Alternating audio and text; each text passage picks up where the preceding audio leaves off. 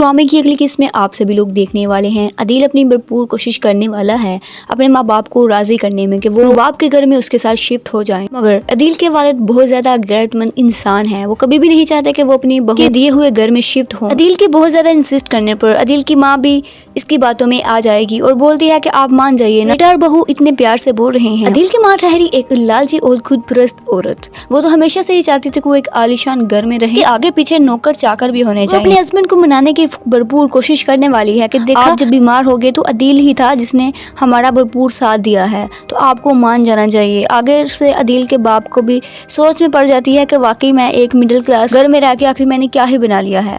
तो बिल्कुल तुम ठीक कह रही है, चलो हम उस घर में शिफ्ट हो ही जाएंगे। अदील बहुत ज्यादा खुश होता है।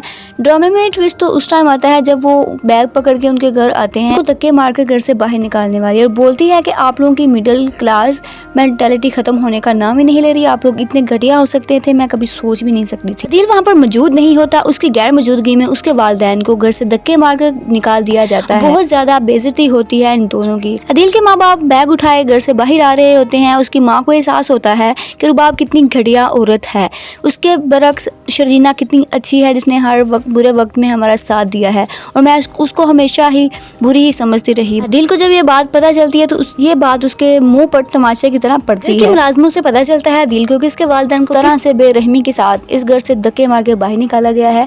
वो आके रुबाब से पूछेगा, अगर तुम्हारी हिम्मत कैसे हुई कि मेरे वालिदैन को इस तरह से घर से निकालने की। आगे से रुबाब भी बोलती है कि तुम भूलो मत, जो कुछ भी तुम्हारे पास है सब कुछ मेरा दिया हुआ। अगर आज मैं तुमसे ये सब कुछ ले लूं, तुम तो सड़कों पे आ जाओगे, दर बदर की ठोकरें खाओगे, फिर तुम्हारी अकल ठिकाने में आएगी। विजिट ड्रामा रिव्यूज के चैनल को सब्सक्राइब करें।